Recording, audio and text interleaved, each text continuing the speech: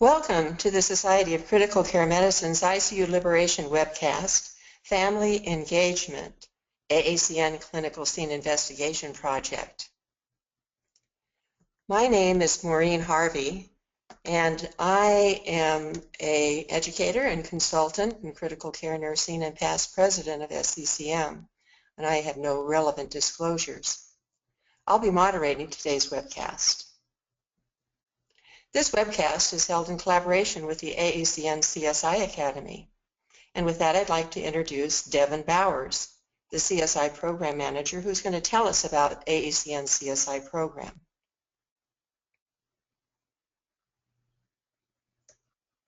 Good afternoon. I'm Devin Bowers, Program Manager for the American Association of Critical Care Nurses Clinical Scene Investigator Academy, also known as CSI. It's my pleasure to introduce you to the program. CSI is a 16-month academy designed to build leadership and innovation skills in frontline staff nurses.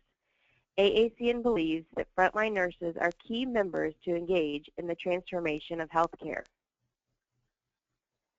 The CSI Academy combines education and experiential learning to enable nurses to design, implement, and measure outcomes of a change project that improves patient care and or positively impacts their unit and hospital. To date, we've completed the program in 6 regional cohorts and currently have 2 active cohorts. Our speakers today were part of our 3rd cohort located in the Boston area. I'll now turn it back over to the moderator. This presentation will also be posted on the Project Dispatch website, and that's at www.sccm.org/projectdispatch. Thank you all for joining us. The webcast will be about 40 minutes of content, and then due to the short nature of the educational activity, there will not be CE or CMA offered. You are invited to ask questions during the presenters through presentations throughout the webcast. And the way you do that is you go to your question box in the GoToWebinar panel and type in your questions. Questions will be addressed at the end of their presentations. You'll also have the opportunity to participate in an interactive poll.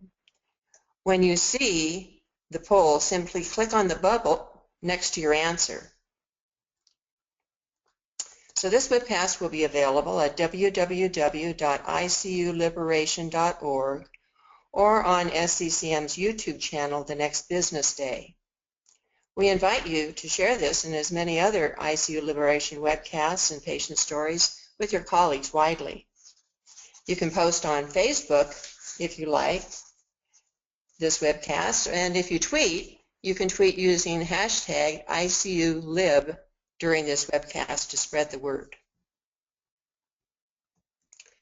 It's now my pleasure to introduce our distinguished presenters today. Our first presenter is Erica Edwards, RN, MSN, CCRN-CMC, CHFN. Ms. Edwards is an attending RN in the Cardiac Intensive Care Unit at Massachusetts General Hospital. Our second presenter will be Alicia Sheehan, RN, BSN, and she's a staff nurse at the same institution. They have no relevant disclosures. So now I'll turn the program over to Erica. Thank you, Maureen, for your introduction. And I would like to thank the Society of Critical Care Medicine and ICU Liberation for this wonderful opportunity to speak to this audience about family engagement and empowerment in the ICU. My name is Erica Edwards, and along with my colleague, Alicia Sheehan, we'll review some of the evidence and application of interventions in a unit that supports family-centered care. Again, oh, we can't advance our slides.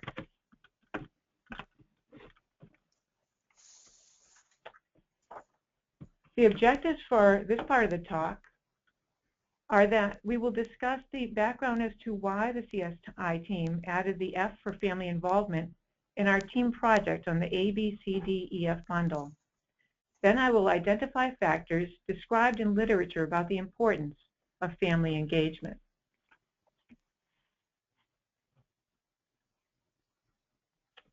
Before we go any further, let's examine the culture of family engagement in the audience's unit so that we might better know you. Please choose which one of these statements are true as it pertains to families where you practice. You may select more than one. In your unit, are families considered an important part of the patient care team? This may have more than one meaning and interpretation, and how you operationalize it might vary. In your unit, are families encouraged to visit daily, coached to be active participants in achieving patient goals, and do you utilize an interdisciplinary approach to support families? Let's look at the results.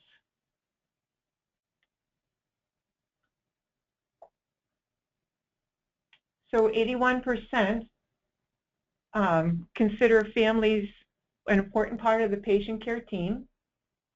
96% are encouraged to visit daily.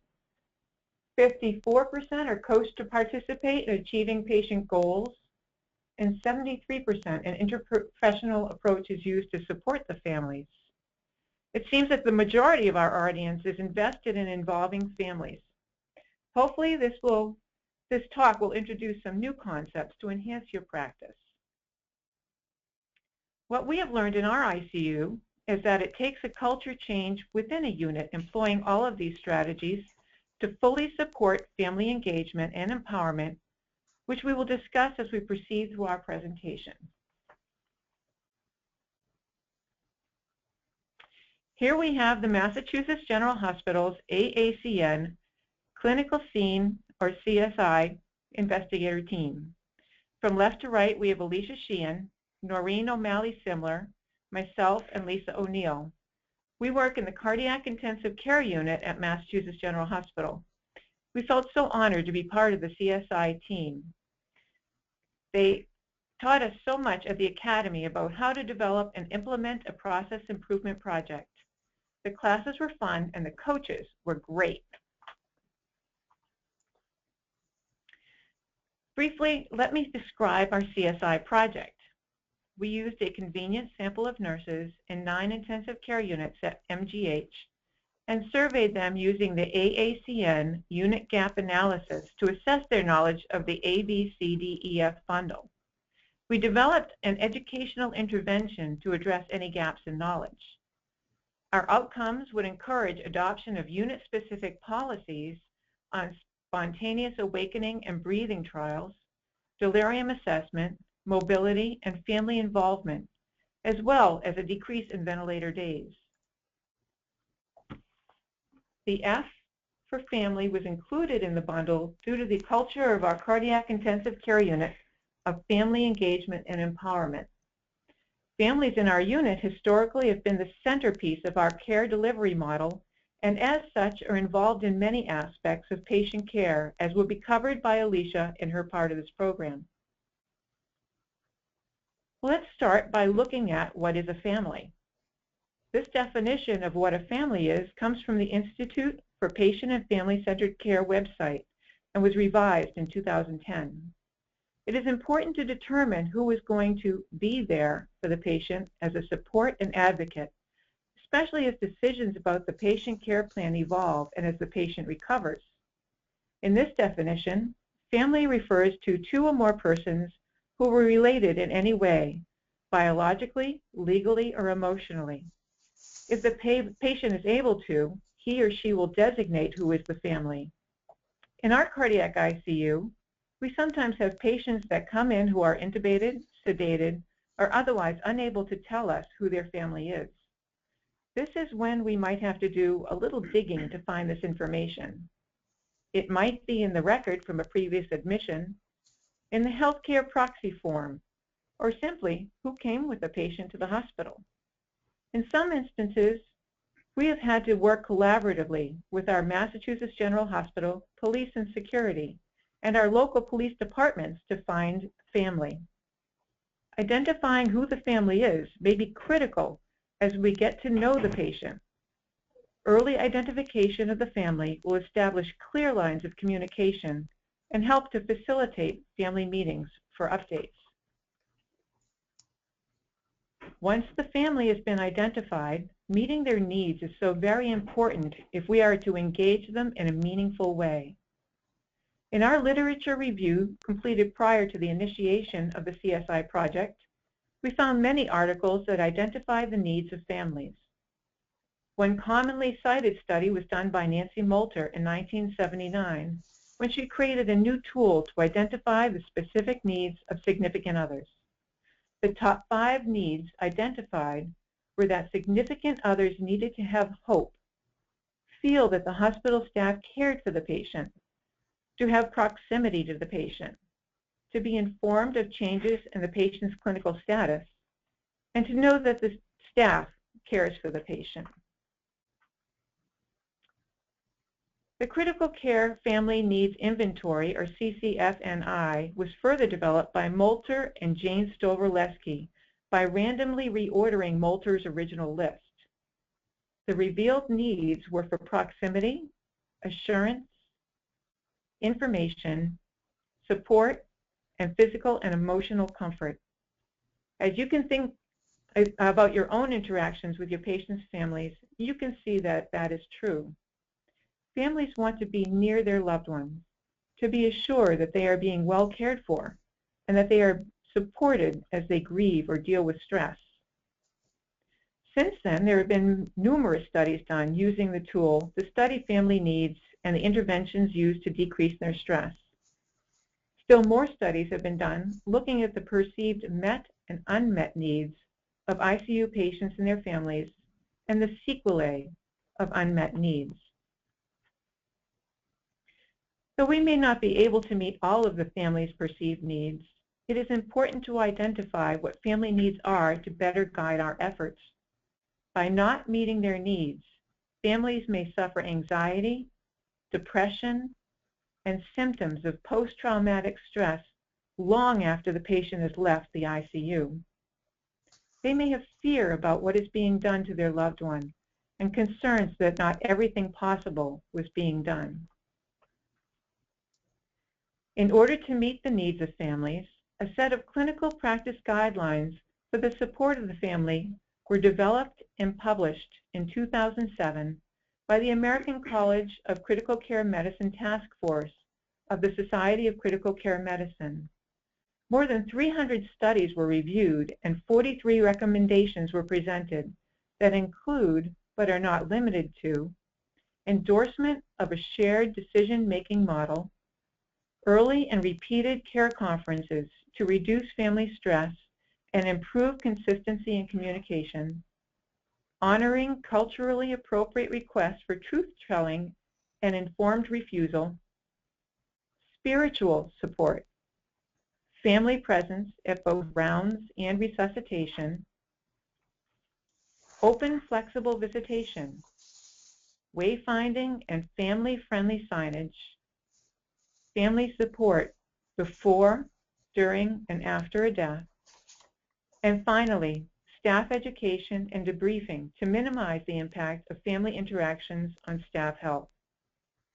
Adoption of these guidelines is key to a patient and family-centered intensive care unit. Alicia will be speaking about how we have for many years implemented these guidelines in our support of family-centered care. These guidelines were also endorsed by the American Association of Critical Care Nurses, who have issued practice alerts on family presence at resuscitation and procedures and on family visitation. For those of you who may not be familiar with these practice alerts, they may be found on the AACN website. And for AACN members, we receive email notifications of practice alerts and critical care newsletters. These alerts are filled with supporting evidence and provide guidance for nursing practice. Fortunately, many of our patients do survive their ICU stay. So in addition to the aforementioned guidelines, we must consider involving the family as the patient moves from the critical stages of their illness to the time when ICU supports are peeled away as the patient recovers. More specifically, how do they fit into the ABCDEF bundle? Even though, as health professionals, we can now appreciate more the integral part the family plays as members of the healthcare team, the questions remain. How can we utilize families to help a patient along in their recovery? And what are the effects on the family? And what role do they play as they participate with such activities? What contributions can the family make? There are so many positives to engaging families. For patients, having the family there reduces anxiety, confusion, and agitation. Cardiovascular complications are reduced. They reduce the length of stay. Families make the patient feel more secure, especially knowing someone is there to advocate for them. It increases satisfaction and increases quality and safety by reducing falls and need for restraint use. McAdam, Arai, and Pontillo did a qualitative study looking at the contributions to care by family members of patients that were at high risk for dying in the ICU. On analysis, they identified 5 roles that families assume. These roles were to be an active presence for the patient, who facilitates communication and what is known about the patient, to be a protector and provide a feeling of safety for the patient by watching over them, as a historian who provides much needed information about the patient, as facilitators to maintain relationships with other family members, friends, and co-workers, as a coach to provide motivation and inner strength, and as a volunteer caregiver who assists with the actual physical care of the patient, providing intimacy and caring touch. Some advantages of the family's participation was that they felt a greater sense of control and satisfaction with care. The disadvantages were those of family fatigue, guilt if the loved one does not do well, and additional work for the healthcare providers due to frequent family interactions. We can continue to utilize families as they assume these roles in assisting with the patient's liberation from ICU supports. These contributions are based on the individual needs of both the patient and the family. As part of the healthcare team, the patient's family or significant others can report concerns that the patient may be experiencing pain, can give the pain history, and can report how the patient had responded to treatments in the past. They can be present for spontaneous awakening trials as they keep the patient calm and provide a familiar face as they wake. As we do delirium assessments in our patients to provide a history or background of the patient's behavior before admission and comparing that with their current behavior. How many times have you heard the family of a patient with delirium say, "He's just not him or herself"? Or they can provide the patient's mobility background and coach the patient in activities that encourage progressive exercise. Families can give incentives such as, "If you do this, maybe we can take walks together when you are out of the hospital." This is why we added the F&R project. Families, if they are willing and if we encourage, can be active participants in patient care. We do have a culture in our cardiac intensive care unit that encourages family members to participate in these activities. Based on our experience in our CICU, it is important that we educate families on what to expect, such as illness trajectory, supports available to them, the ICU environment and operations, and what their roles are as part of the team, such as participating in rounds and patient conferences, and to be there for their loved ones. We can validate their roles as active participants and let them know that they are not in the way. We can model caring behaviors for them Support them by listening to them. Encourage them, guide them, and give them hope. Have you examined your unit's guidelines to see if you are supporting patient and family-centered care? We will be giving examples of how this is done in our ICU in the next section of the webinar. Now it is my great pleasure to introduce Alicia Sheehan, who will discuss further how the staff of the Cardiac Intensive Care Unit engages and empowers families while caring for our critically ill patients. And now I will turn this over to Alicia. Thank you, Erica. My name is Alicia Sheehan. As Erica mentioned earlier, in this portion of our presentation, I will discuss the implementation of a patient and family-centered care delivery model. Our Cardiac Intensive Care Unit is a 16-bed unit with a mix of cardiac and medical patients.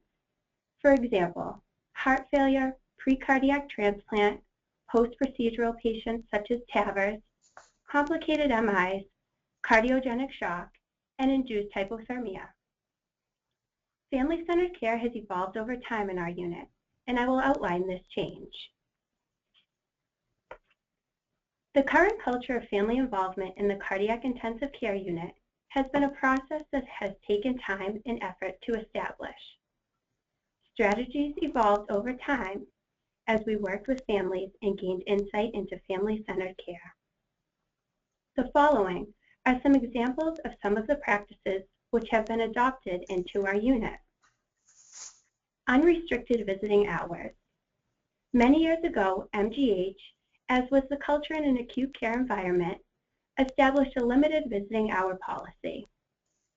Visitors were expected to visit their loved ones during designated times. Today, MGH no longer restricts visiting hours. Family and friends are invited to visit freely. A volunteer liaison in the waiting room. The Cardiac Intensive Care Unit introduced a volunteer liaison in our waiting room as a result of review and collaboration with a staff nurse completing an advanced practice degree that we will discuss later. During the day, a volunteer is present in our visitors' waiting room. The volunteer is able to provide updates to family members regarding when they can visit their loved one. They escort family into the unit and even provide hand hygiene education. Even though we have open visiting hours, there are times when the visitor is encouraged to wait if necessary. The volunteer is also able to give the nursing staff reminders that family is waiting and eager to visit. The presence of a volunteer allows a family member to be assured that they have not been forgotten. They have a caring presence to reassure them as they wait. Cots in the room. The patient population on our unit often requires a prolonged hospital stay. Visitors often come from far distances and sometimes out of state.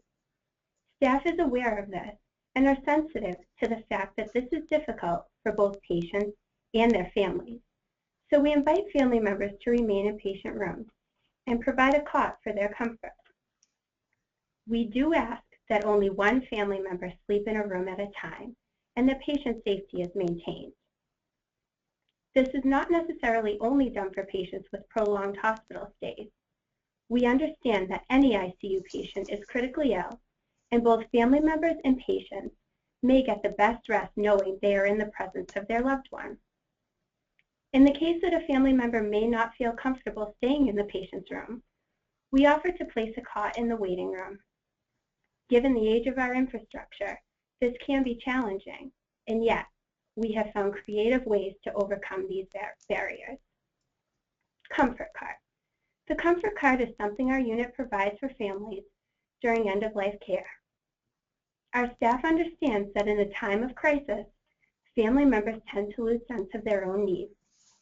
The comfort cart provides them with beverages and sandwiches in order to allow them a minute to care for themselves and allows them to remain in the presence of their loved ones. The moment of silence. At end of life, we invite family and the medical team involved to take a moment of silence around the patient's bedside for reflection. Family members may decline to do so, although this is a practice which is always completed by the medical personnel who are present in the specific room. This slide is an example of the script that we use for our moment of silence.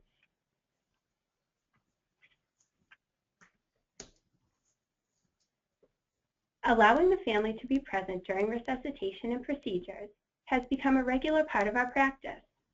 Rounds occur daily. It is common practice that the medical team, which includes the attending physician, resident team, and the patient's assigned nurse, to enter the patient's room and complete an assessment.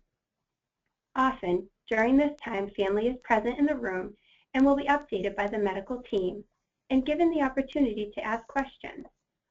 Family is then invited, only if they wish, to be present while the team discusses the patient's specific plan and/or goal for the day and the overall hospital course.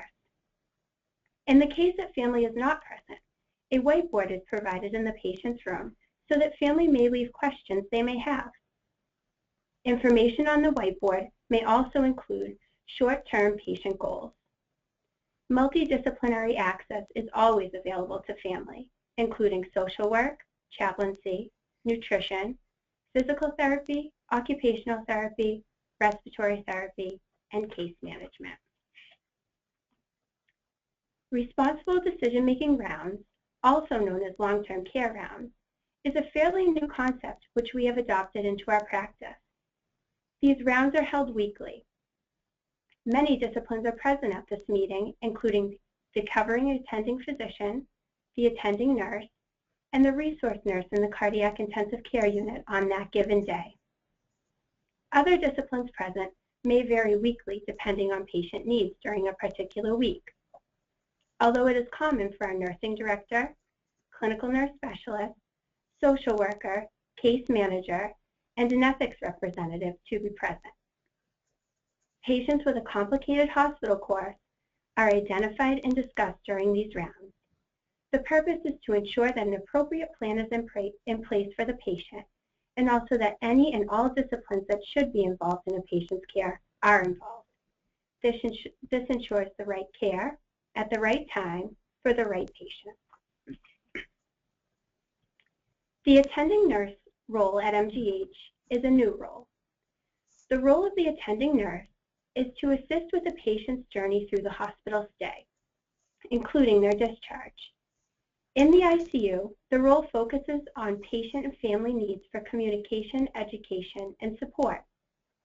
The attending nurse also facilitates daily multidisciplinary rounds and long-term care rounds, which we discussed earlier. This role was designed to support continuity of care using a relationship-based care model. We have found this model to have added value to support both families and staff. In 2009, the Patient Care Services of MGH clearly stated the value of family inclusion in the care team. Incorporated into the values of the Massachusetts General Hospital Patient Care Services is the statement of recognition of the importance of patients and their families in the decisions affecting their care. This value extends throughout the life cycle, including end of life. The family is viewed as an extension of the patient and therefore should be considered in all aspects of the patient's care. This explicitly stated philosophy incorporates the family into the total plan of care.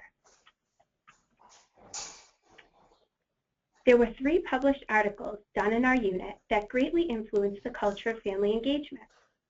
This first one was a review of family needs from the perspective of family members, patients, and nurses in order to promote families' coping and adjustment, resulting in a positive effect on patient outcomes.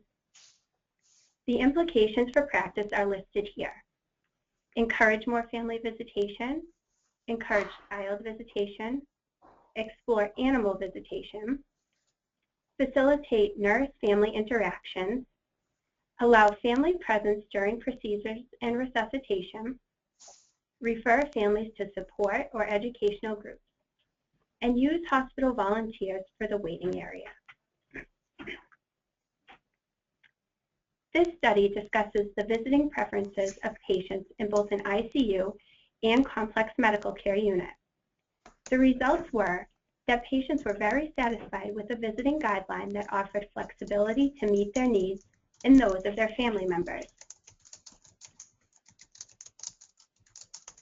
The purpose of this study was to measure changes in perceptions of healthcare providers in the cardiac intensive care unit before and after implementation of an educational program that included approval of a unit-based guideline for family presence during resuscitation and invasive procedures. The educational program and the approval of a unit-based guideline improved healthcare providers' perception of risk and benefit of family presence during resuscitation. We also found that the healthcare provider was more likely to invite family to be present during resuscitation. MGH prides itself on maintaining a culture of narrative writing.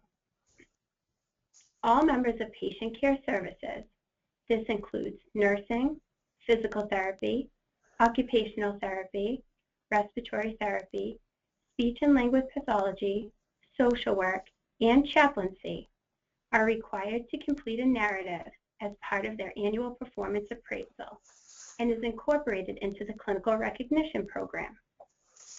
Narratives highlight excellence in practice. Through narrative writing, we are able to reflect on our experiences with both patients and their families. Most focus on patient and family-centered care.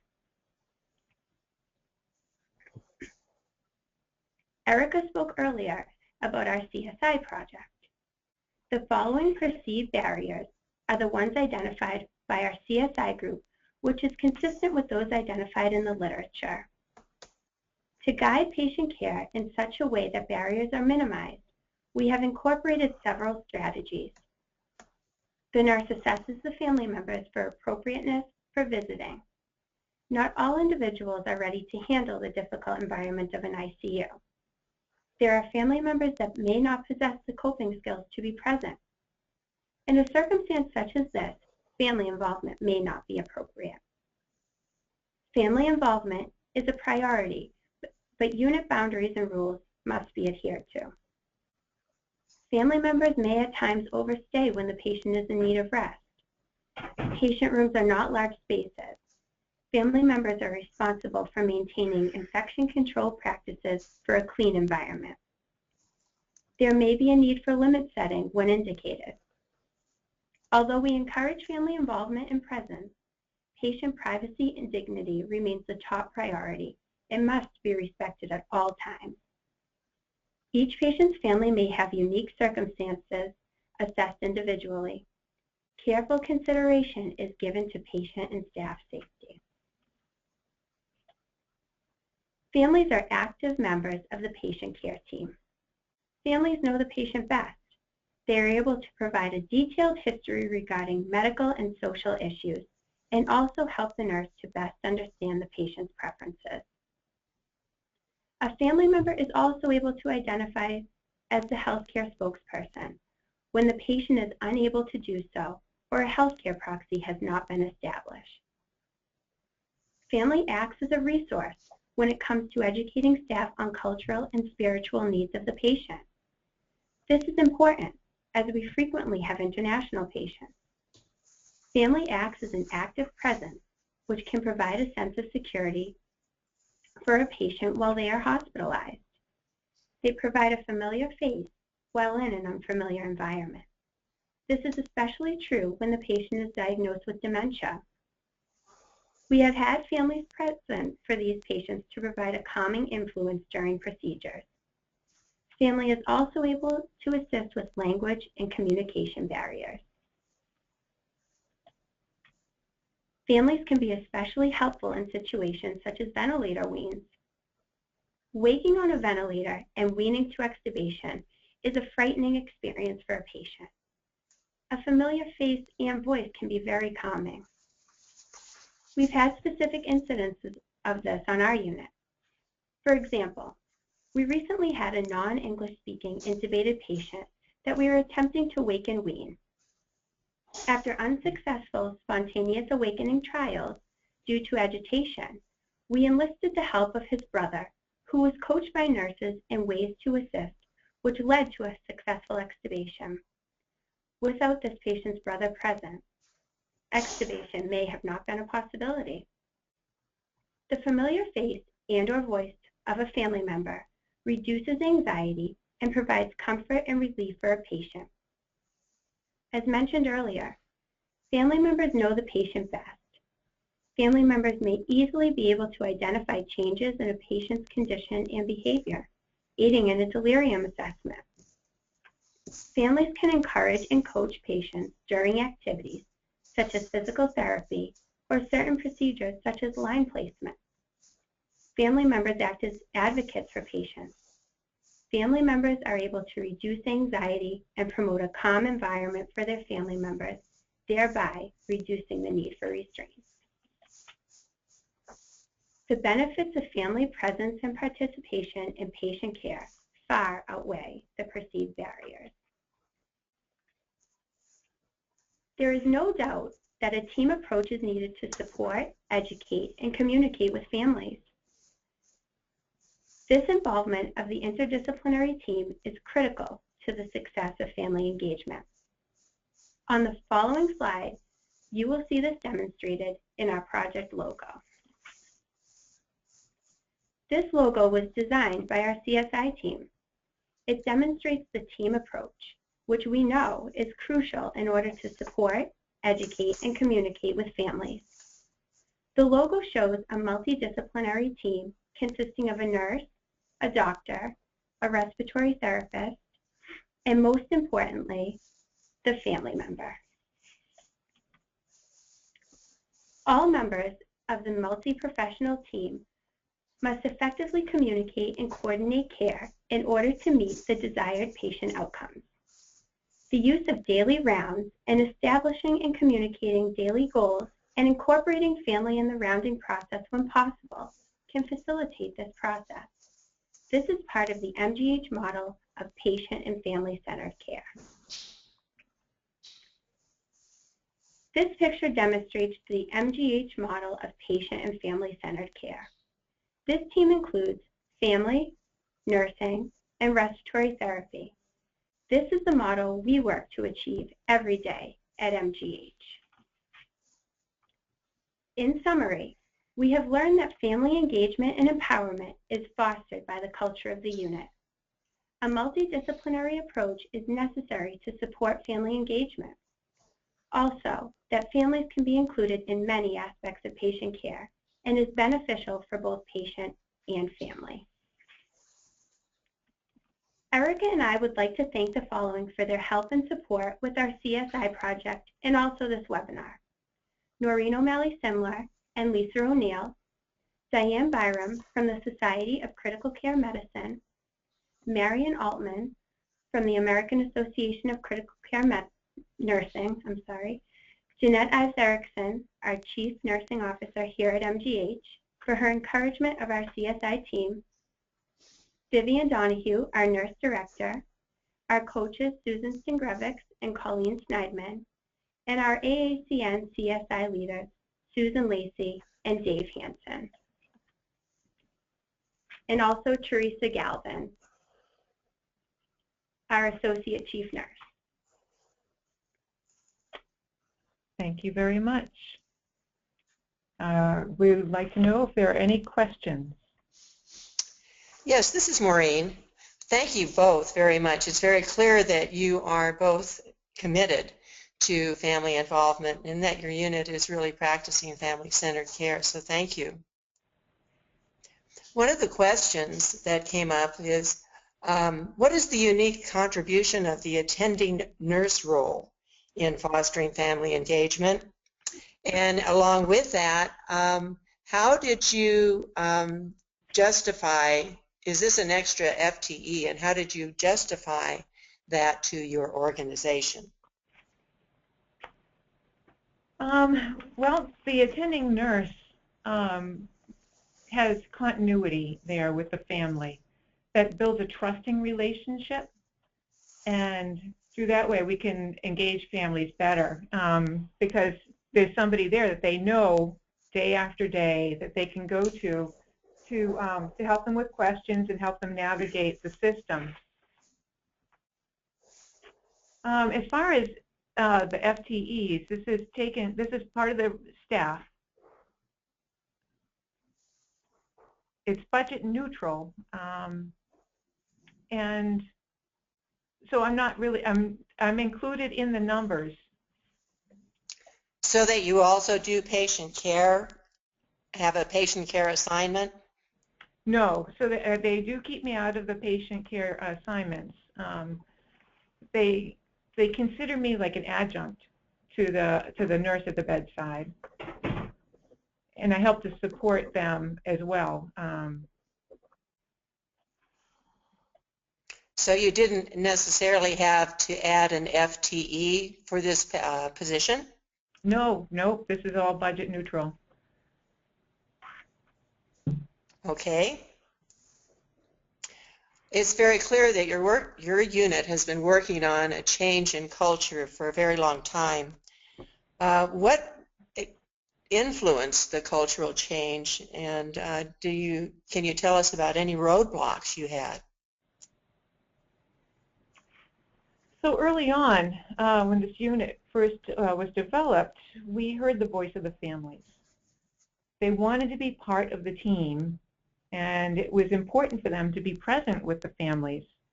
So that's how we first started, was making changes to the visiting hours. Of course, there's always some difficulties with change, but as we found how much it benefits the families, then we really started to adopt some of these changes.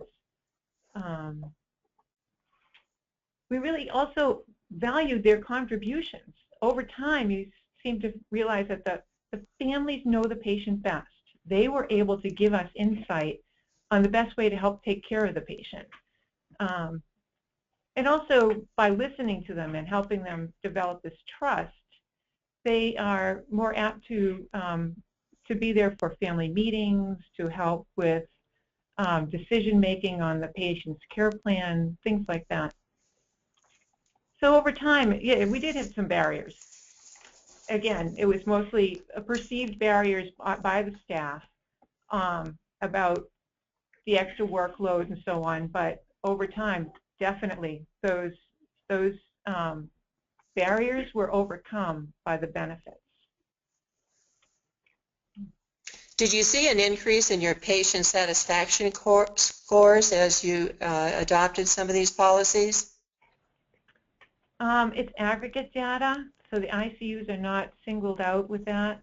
So, but once the patient's discharged home, they don't usually get discharged right from the ICU. That's when they do those, where they collect that data. So it's more of an aggregate total. And our satisfaction scores have been pretty good. You mentioned your education program. What specific skills did you have to teach the nurses in order to participate, or was it just educating them on the benefits? As far as education for our project, or educating nurses about family inclusion and family engagement? For both. As far as our project, we show them the benefits, and they kind of understood. And I think it's generally understood that if you engage the family in a meaningful way, that you get better outcomes. When we're talking about the ABCDEF bundle, having the family there is so beneficial in all, as we mentioned, in all aspects, including pain reporting, knowing what's helped in the past, delirium assessment, how the patient was behaving before they came to the hospital, their mobility abilities before they came in, things like that were really helpful. And also as coaches, they are really, to see how a family member can coach a patient through a difficult, what in the past might have been a very difficult situation, has been really, I think, instrumental in helping to bring staff around to including the family in the bundle. There's another question about whether or not you had any specific difficulty with other professions in getting buy-in, like physicians were specifically asked about. I'll speak to that. This is Alicia. So, like with everything, change takes time, and we definitely did hit some barriers. There were some disciplines who, initially were not on board. I actually have an example. We had a patient who was very sick who was transferred to our ICU, and we had been doing education with the nurses about family presence, and the nurse invited the family member in. There was somebody in the room who was not all that excited that the family member had been invited in. And in the end, the nurse actually went to that person and just gave them a little bit of education on family presence and how it really helps patients. And it was eye-opening to that person. And from that point on, they were on board with it. So as we got discipline buy-in, there was definitely less resistance, which equaled success. So it's really going well. Great. We have a question about how do you coach the families to ask questions during ICU rounds to try to enforce best practices. For example, are families asked to inquire about whether the patient is delirious or not, is in pain or not, is their sedation too deep, or do you teach your nurses to coach the families? Actually, as the attending nurse, frequently I'm with the family to support them while they're there at rounds. So if they do have questions and they're feeling, a little shy about asking, I certainly encourage them to speak up and feel part of the team. So if they have any questions about whether the patient has delirium or, anything about the patient's care, I'm right there to help them, to help coach them and encourage them and support them while they're part of the patient care rounds. We also have social workers, chaplains, and other multidisciplinary members who are there who can also help them through and participating in those things. I'll also add to that, we provide, which I talked about in my section, there's a whiteboard in the patient's room. So oftentimes family members are present during rounds, and as Erica said, she coaches them and assists them with asking their questions. But in the case that they're not present, they're encouraged to leave their questions on the whiteboard that's provided in the patient's room, and the team is sure to take a look at that and leave answers to those questions. We also have patient and family notebooks that have a section for questions that they can write their questions in and leave them for healthcare providers if they're not part of rounds, so that we can, address those questions when we meet with them or when we give them a phone call, an update phone call. Thank you. We also have a couple questions. People are very impressed by your moment of silence, and I wonder if you can go back to that slide and put up the script for them. They were interested in looking at the script for the moment of silence. If you can find that, let them look at it. Yeah. Great idea. I don't know if we can go back. Yeah, I think we can't control it, but I don't know if the technicians can get it back there. There we go. Thank you. Did you come up with this idea by yourself, or did you hear about it from some other source? Actually, we collaborated with the chaplaincy department and came up with it ourselves. We had come up with several scripts, and then we kind of just settled on this one. We, through a collaborative effort. Great. There were other questions related to the implementation. Is the attending nurse for just some of the patients or all of the patients, and what is your nurse-patient ratio? So I'm the attending nurse in the CCU. We have 16 beds. So I round with multidisciplinary team every morning on all 16 patients. And then I go around and try to meet all the families and get to know the patients and assist them through their journey. So the nurse-patient ratio in our unit is 1-to-1 or 2-to-1, depending on the acuity of the patient. Okay. Does that answer your question? Or? Yes. And then what about the metrics? What metrics did you use in conducting your study? We were looking at fiscal outcomes.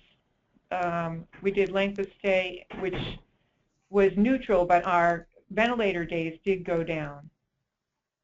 And we did have a cost savings of over $304,000.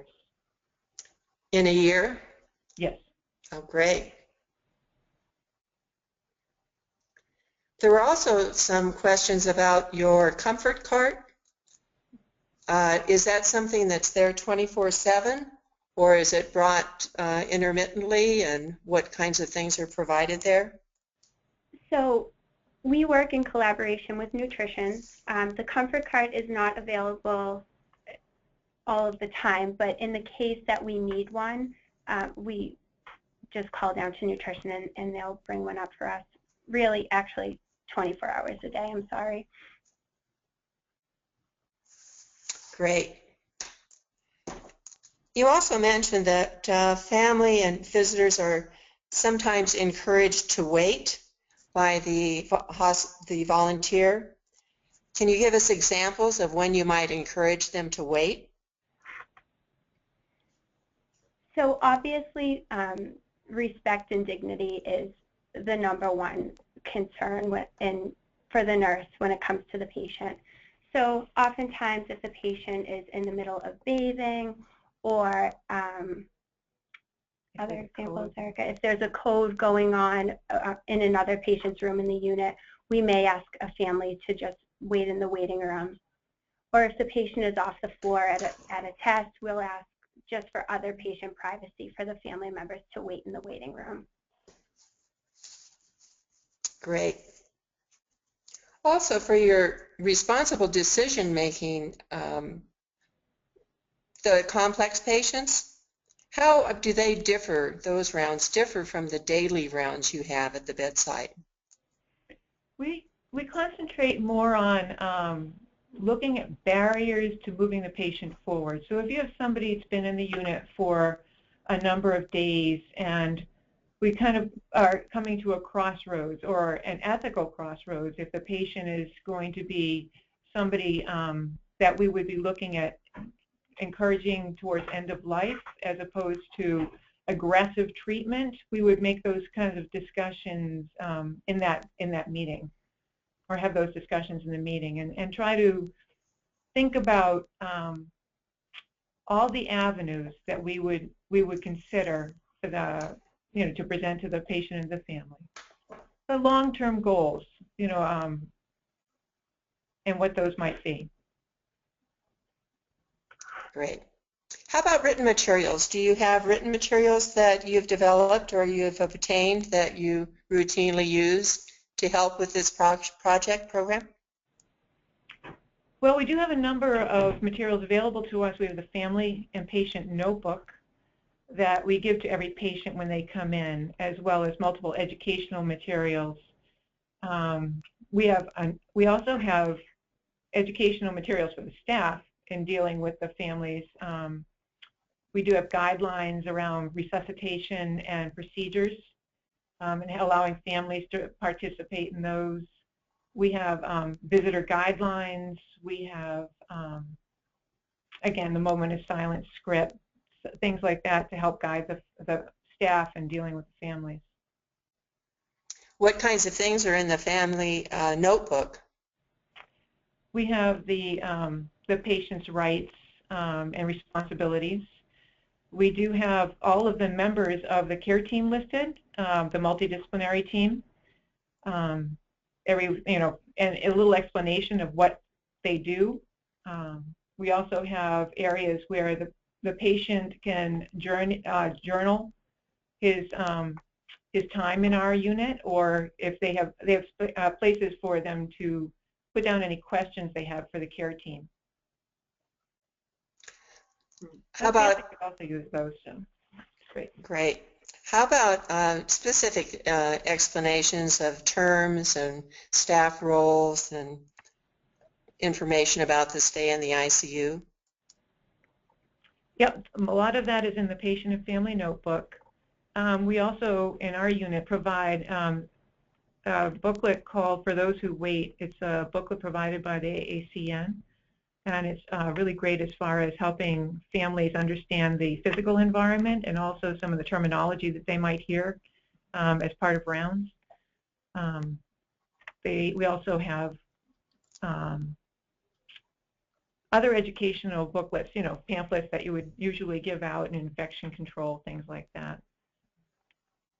Great. I know SCCM on their website also has a section for patients and families with a lot of information brochures. How about child visits? Do you have a protocol for the nurse in having children visit? We generally allow children to visit, but we try to ensure that this is going to be okay for the child. You know, that they understand what the what's going to happen. But you don't have any specific age limits, or it's No. Individualized? Right. It's very individualized. And then do you have any wording or protocol on specific visiting guidelines? You have totally unrestricted hours. There are no guidelines set around that? It's open visitation. People can come in. We do have it's a locked unit, so you would have to be buzzed in. But yeah, we can visit anytime, 24 hours. We try to limit the number of people who are actually in the physical room for 2 at a time. Just for physical, we're very small rooms, so it makes it kind of difficult to fit too many people in there. But we do have open visiting. As mentioned, we do have exceptions. You know, if there's an issue with coping with the family, we do assess their coping abilities. So, you know, if there's any questions, then we would certainly encourage them as far as visiting. To add to that also, sorry, Erica, with the number of visiting members in the room, at times of end of life or in a case like that, we do make exceptions where as many people as necessary go into the room so that they can all cope and grieve together. Well, it really sounds like you all have a well-developed program. Can you give us some insight on what you might be doing next? Yeah, we're going to do more with the journaling. We can, especially for patients who are intubated or going through a hypothermia protocol, it helps to put the extra pieces together once they are, able to do better, once they get off the ventilators and they're trying to piece together what was actually happening to them. Great. And one more specific question. The attending nurse, is that Monday through Friday only? Yes, it is for now. Okay. But we hope that someday it'll be, every day. But for in our unit, it's Monday through Friday. And you do come out of the administration budget? No, it's actually the unit budget. Okay. I think the value of the position itself has proven itself, and it's made it very accepted by each unit. Every unit has an attending nurse. What the role is based on the needs of the unit, but in our ICU, it's more for patient and family support as that goes through their journey. They're all based on relationship-based care, but I think what that looks like in each unit is a little bit different. In our unit, it's definitely to support the patient and the families as they are in the ICU. Well, just one more quick question, and then we'll have to close, and that is there are a couple questions about privacy, either with the notebooks or during rounds. Have you had any problems with maintaining patients' privacy with these programs? No, I don't think so. I think that the rooms can be closed off. We have these sliding doors. So no, privacy's not really been a problem. We always try to make sure that we are aware of our environment as we do our rounds, just to maintain privacy and dignity. Well, great. Thank you so much, Alicia and Erica, for your presentations today, and thanks to the audience too. There were some great questions. Thank you. Thank you very much. We're very honored to be part of this. Please join us on September 16th from 1 to 2 Central for the next ICU Liberation webcast. It's on Nurse-Driven Protocol for the Management of Alcohol and Polysubstance Abuse, another AACN Clinical Scene Investigation project. Thank you.